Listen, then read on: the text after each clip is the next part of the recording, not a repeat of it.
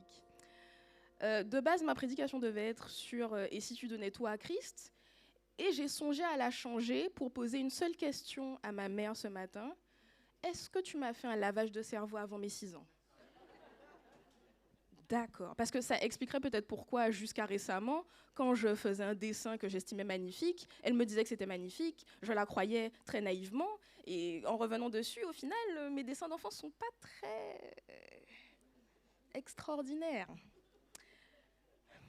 Mais bon, j'espère qu'aucun parent dans la salle ne fait aucun lavage de cerveau. Voilà.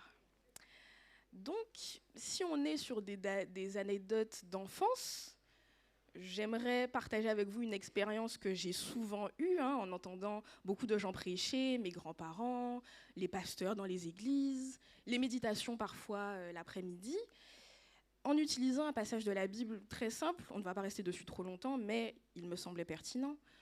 Luc 17, verset 6. Est-ce que vous savez de quoi ce verset parle? Pourtant, vous le connaissez par cœur, j'en suis sûre. Je vais le lire. Si vous aviez la foi comme un grain de sénévé, vous diriez à ce sycomore, déracine-toi et plante-toi dans la mer, et il vous obéirait. Pourquoi est-ce que ce verset m'a toujours énormément marqué? Parce que quand j'étais petite, j'y croyais littéralement.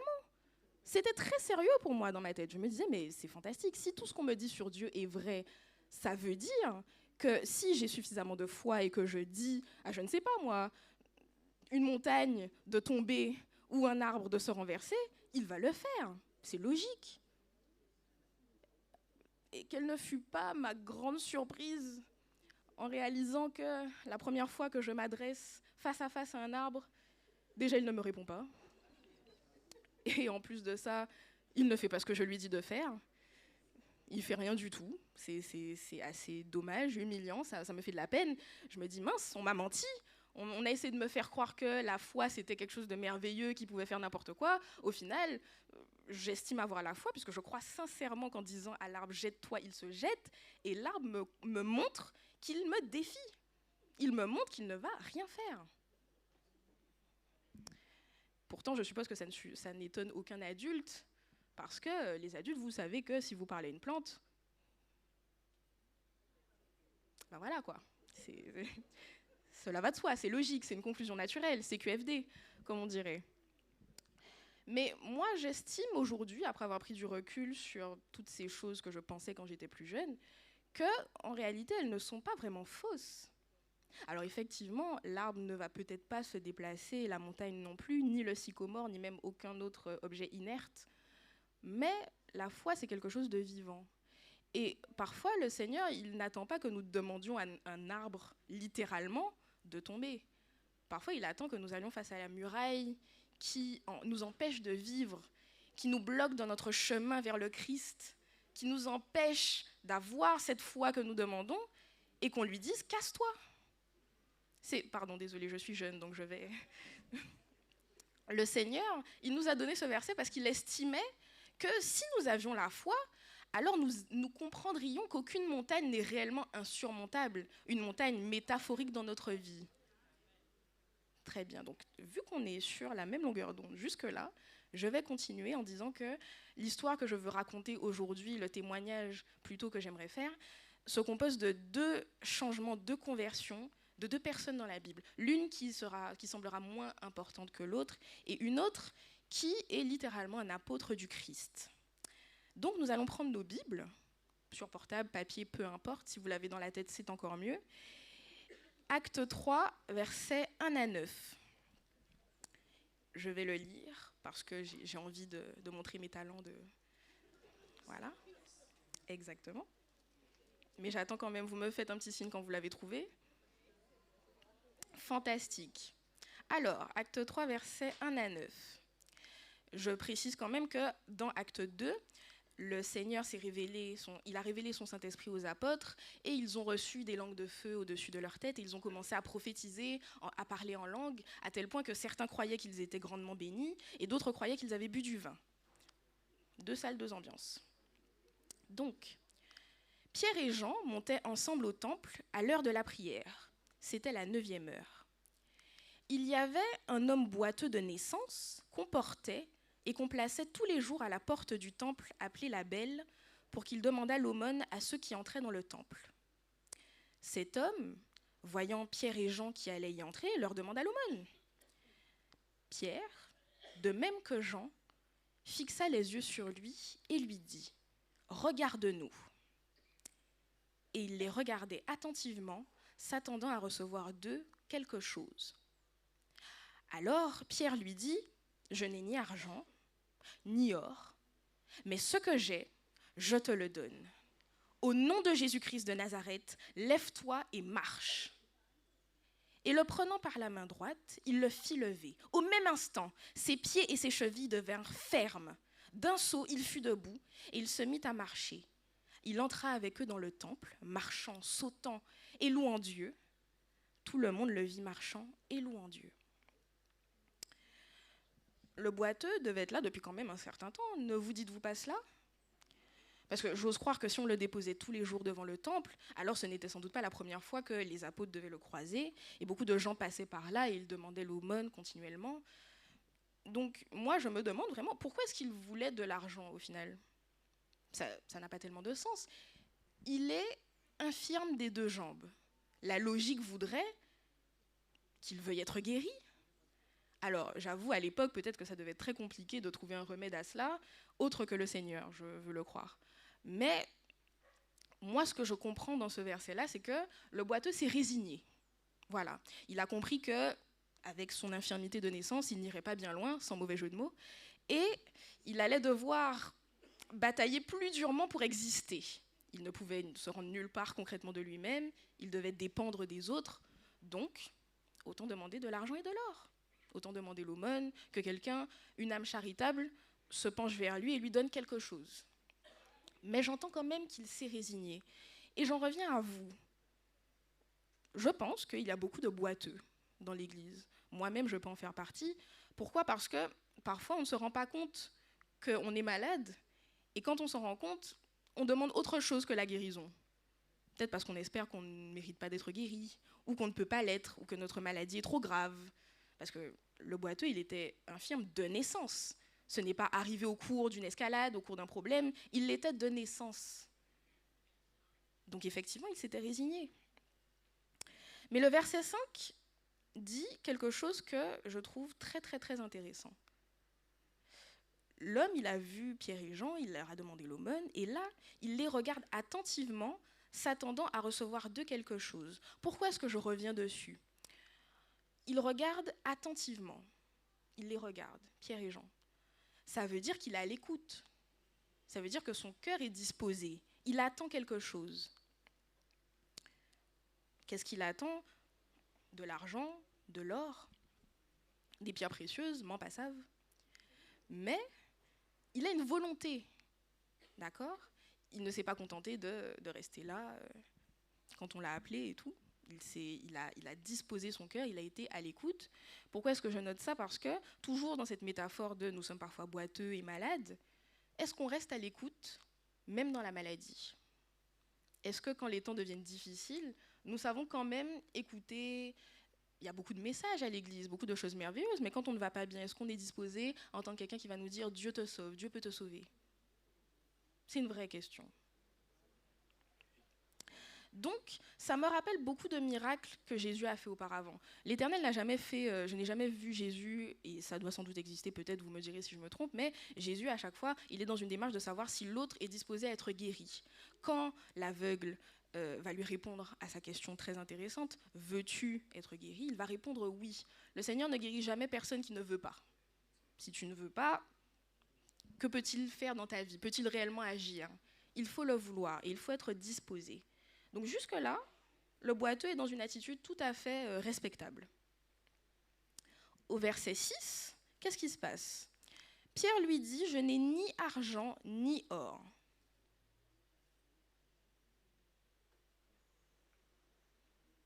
J'attendais de l'or, moi, mon ami.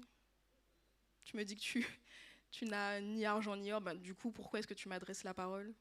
Ça n'a pas de sens. Je pense que le boiteux, peut-être, il s'est dit, bon, ok, merveilleux. Et comme il était déjà pas forcément dans une situation très heureuse, très joyeuse, c'était le clou du spectacle, c'était la cerise sur le gâteau. Il n'a ni argent ni or. Mais ce n'est pas fini. Pierre rajoute, ce que j'ai, je te le donne. Donc je suppose qu'il a dû se dire, mais si ce n'est ni argent ni or, qu'est-ce que tu veux me donner? Qu'est-ce qui pourrait être plus intéressant que l'argent et l'or? Verset 7, après qu'il ait dit au nom de Jésus-Christ de Nazareth, lève-toi et marche, le prenant par la main droite, il le fit lever. Au même instant, ses pieds et ses chevilles devinrent fermes. Est-ce que ce n'est pas un miracle incroyable? Donc le boiteux est boiteux. Il s'est résigné à être boiteux. Ça y est, c'est OK, c'est dans son CV. Il fait l'aumône devant le temple. Quelqu'un lui dit, je n'ai rien pour toi, à part une chose. Et là, il lui dit de se lever, et ça y est, il est guéri de son infirmité. Mais ça mérite un amen. Mais c'est fantastique. Je pense qu'il ne savait pas qu'il y avait l'option redevenir, avoir les jambes fermes, pouvoir marcher. Il attendait de l'or et de l'argent, et lui, ce qu'il a reçu, c'est la guérison de sa personne. Et il était boiteux de naissance. Ça veut dire que l'espoir était mort dans son cœur. Donc évidemment, il se réjouit.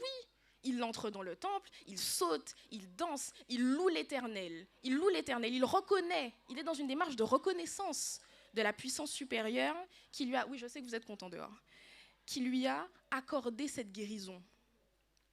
Donc on a eu plusieurs étapes au final dans tout ce passage. On a eu l'étape de la résignation, on a eu l'étape de la demande mal placée, puisqu'il demande de l'argent et de l'or alors qu'il devrait demander la guérison.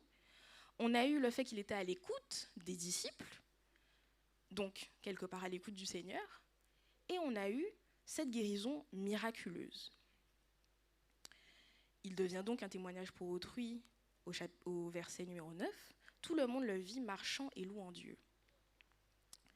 Mes chers frères et sœurs, quand vous êtes dans une situation difficile, vous pouvez boiter de n'importe quelle manière. Je sais que certains, ils ont parfois des problèmes de cœur, et d'autres ont des problèmes simplement d'amitié, d'autres ont des problèmes au travail, etc., etc., etc.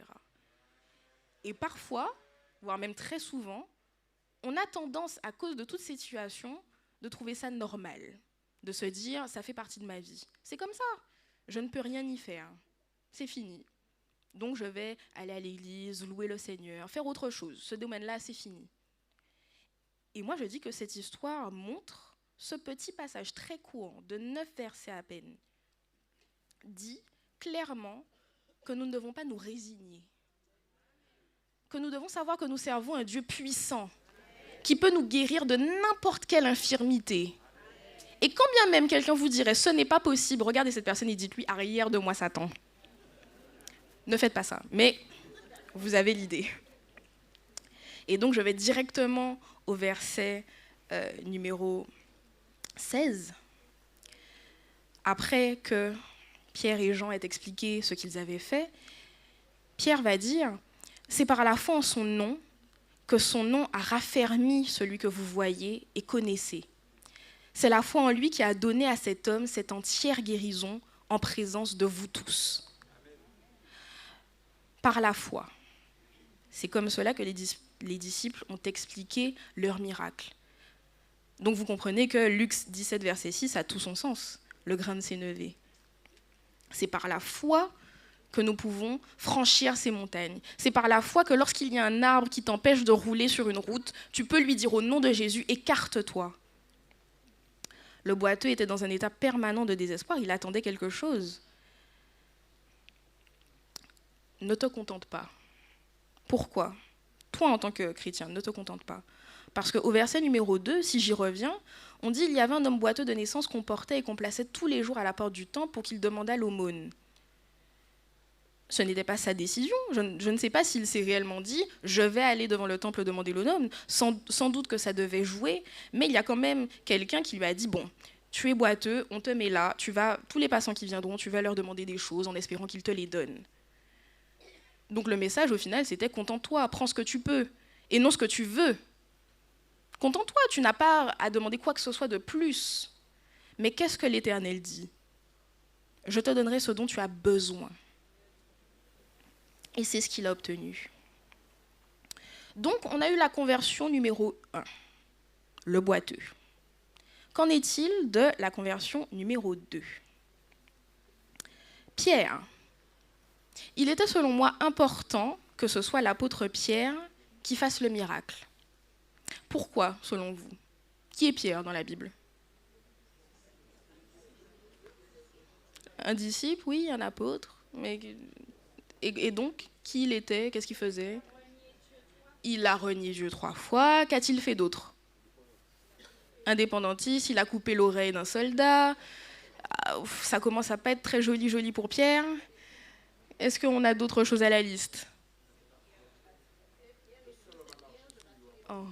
Pardon ?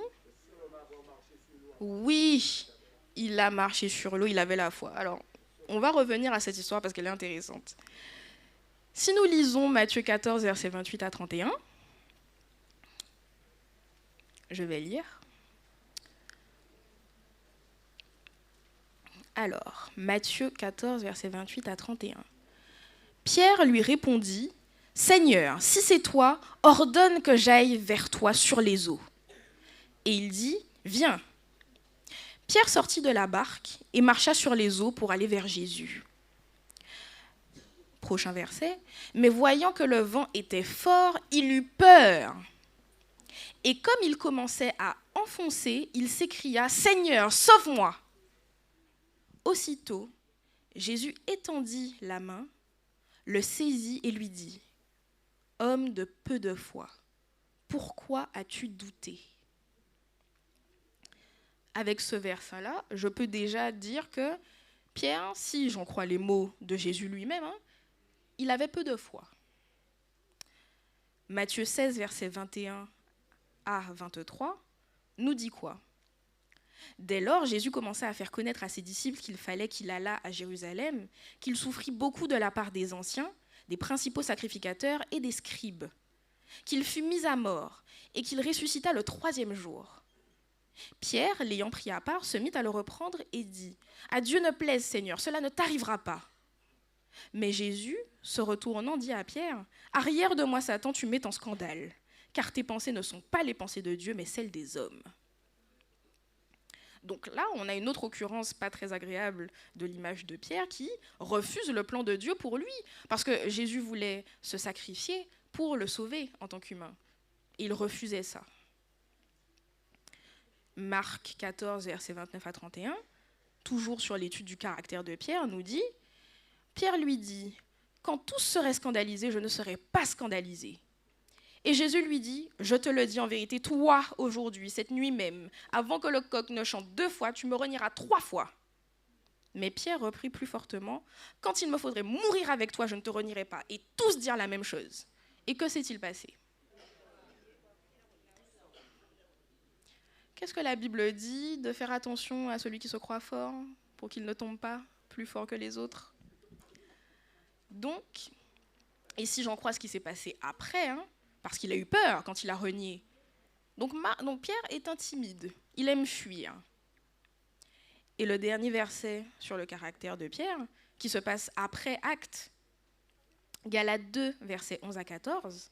« Mais lorsque Céphas, donc Pierre, vint à Antioche, je lui résistai en face, parce qu'il était répréhensible. En effet, avant l'arrivée de quelques personnes envoyées par Jacques, il mangeait avec les païens. Et quand elles furent venues, il s'esquiva et se tint à l'écart par crainte des circoncis. Avec lui, les autres Juifs usèrent aussi de dissimulation, en sorte que Barnabas même fut entraîné par leur hypocrisie. Voyant qu'il ne marchait pas droit selon la vérité de l'Évangile, je dis à Céphas, en présence de tous, « Si toi qui es juif, tu vis à la manière des païens et non à la manière des juifs, pourquoi forces-tu les païens à judaïser ?» Donc là, on a un autre apôtre qui vient dire à Pierre, « Tu es un hypocrite, arrête !» Mais moi, je constate que Pierre, il est soumis à la pression sociale.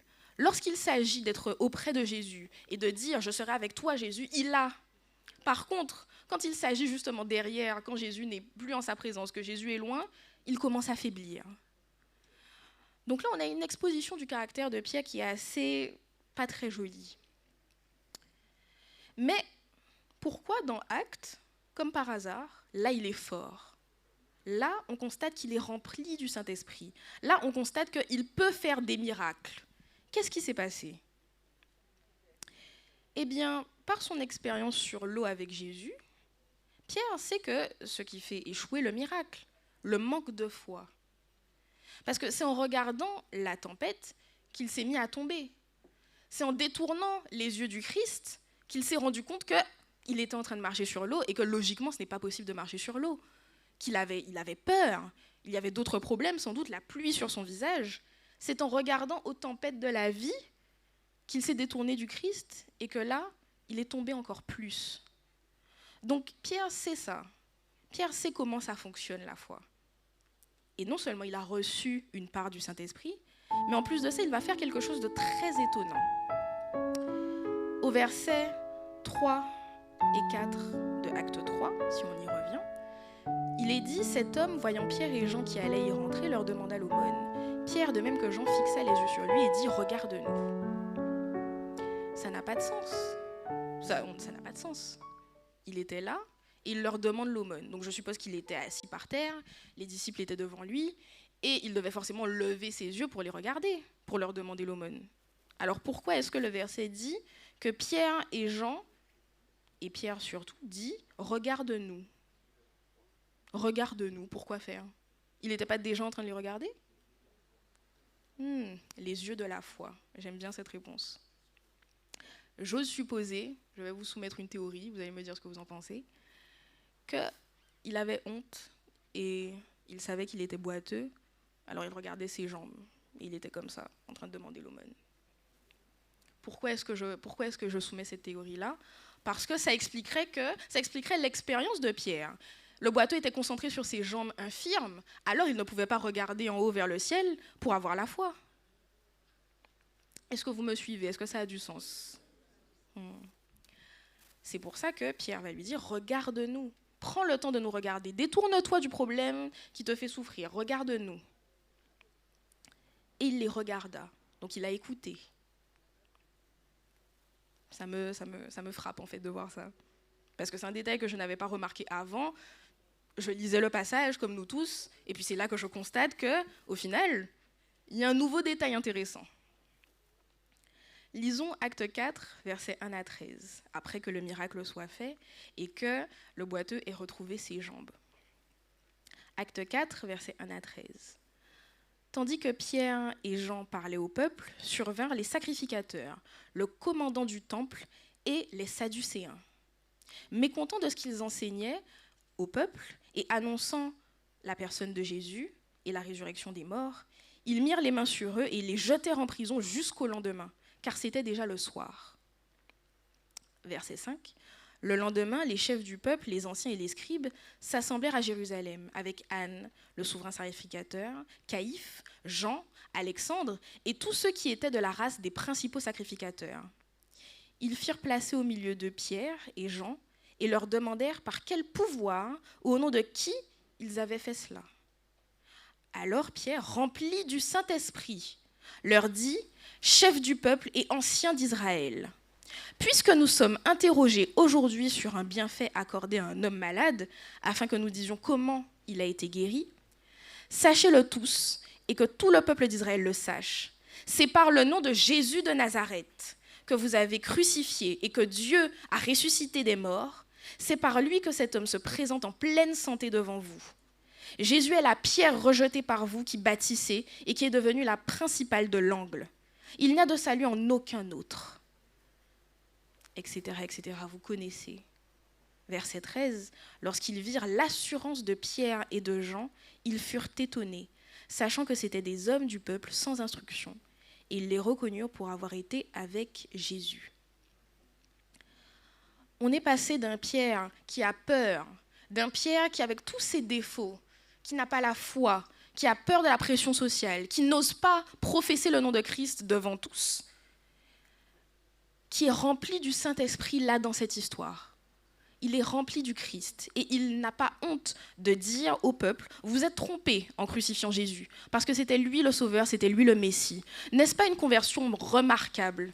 Ce qui se passe avant qu'il ne fasse pleinement confiance à Dieu, qu'il se laisse envahir du Saint-Esprit, et maintenant, où il se laisse faire, il écoute le Seigneur, il a la foi, parce qu'il dit lui-même, c'est par la foi que nous avons fait cela. Donc, peuple de l'Éternel, pourquoi crois-tu, après tout ce que je viens de dire, que même en ayant la foi comme un grain de sénévé, tu ne peux pas déplacer une montagne? Pourquoi crois-tu que tes caractéristiques, tes défauts, tout ce pour quoi on pourrait te critiquer, ne peut pas quand même être balayé par l'Esprit Saint lorsqu'il a besoin de toi? Pourquoi crois-tu que lorsqu'un Goliath vient te voir, tu ne peux pas être un David? Parce que c'est ça la question. Il était d'une nature craintive, mais qu'est-ce que 2 Timothée 1, verset 7 dit? Que le Seigneur ne nous a pas donné cet esprit de crainte. Il nous a donné un esprit de force. Et c'est ce dont Pierre a été capable de faire preuve. Et ce qui me surprend encore plus dans Acte 4, c'est le verset 13. Les Sadducéens, le Sanhédrin, tout le monde, ils virent l'assurance de Pierre. Et ils furent étonnés, parce que de base, ce sont des hommes du peuple sans instruction. Et ils les reconnurent pour avoir été avec Jésus. Tu peux briller même sans instruction. Tu peux faire gloire au Christ, même sans être particulièrement glorieux parmi les hommes, ni même être glorieux parce que tu connais tout un tas de livres, ou parce que tu sais très bien faire des mathématiques. Tu peux briller juste parce que tu as décidé d'avoir confiance, d'avoir la foi en Christ, et d'avoir dit « Jésus est mon sauveur, et par lui je peux tout ». N'est-ce pas un message merveilleux? N'est-ce pas un message plein d'espoir? Parce que ça pourrait nous être facile de juger Pierre, de dire, bon, Pierre, c'était un disciple un petit peu tempétueux, il avait des problèmes, il aimait se battre, il avait le zèle. Mais on est tous un petit peu comme lui parfois dans notre vie. On aime avoir le zèle pour les choses quand il s'agit de parler, et puis quand il s'agit de faire, et de montrer qu'on est en Christ. Ah, il y a quelqu'un qui a vécu une expérience par ici.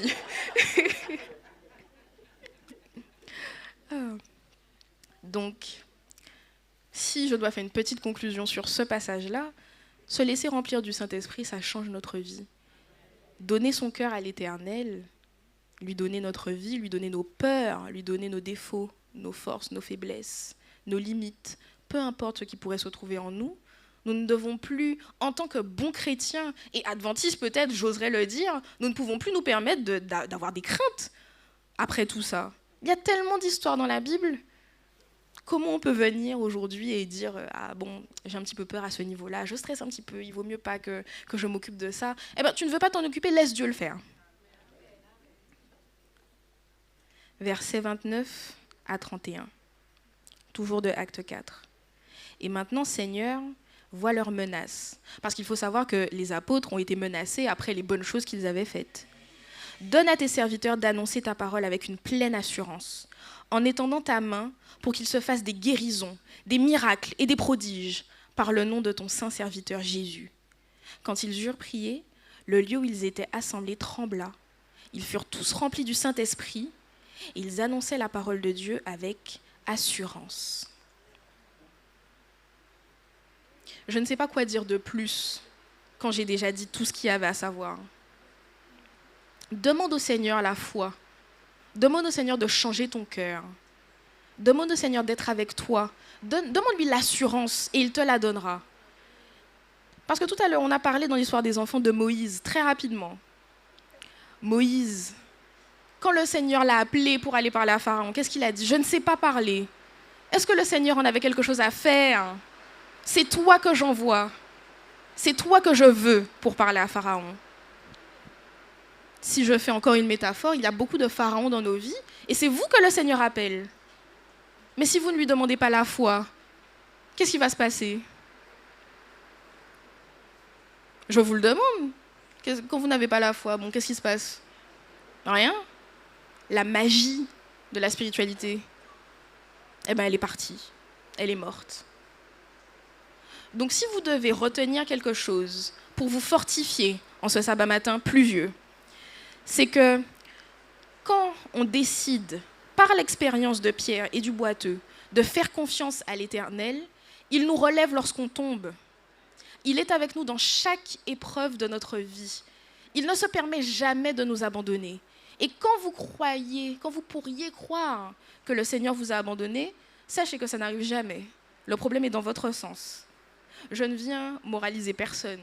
On a tous nos petits problèmes. La vie est très difficile, surtout ces derniers temps. Mais ce message-là visait vraiment à tous vous dire, à chacun d'entre vous, à celui qui écoute, que ce soit à travers l'écran, que ce soit dans cette pièce, confie-toi en l'Éternel. Aie foi en l'Éternel. Professe son nom parce qu'il est avec toi en tout temps. Si je vous laisse sur un dernier message. Dans le livre de Ministère à la guérison, nous lisons: il n'y a pas de limite à l'utilité de celui qui, s'oubliant lui-même, ouvre son cœur à l'action du Saint-Esprit et se consacre entièrement au Seigneur. Tous ceux qui offrent ainsi au service de Dieu leur corps, leur âme et leur esprit ne cesseront de recevoir de nouvelles forces physiques, mentales et spirituelles. Les ressources inépuisables du ciel sont à leur disposition. Alors, est-ce que vous vous sentez fortifié? Amen. Eh bien, je vous laisse sur ça.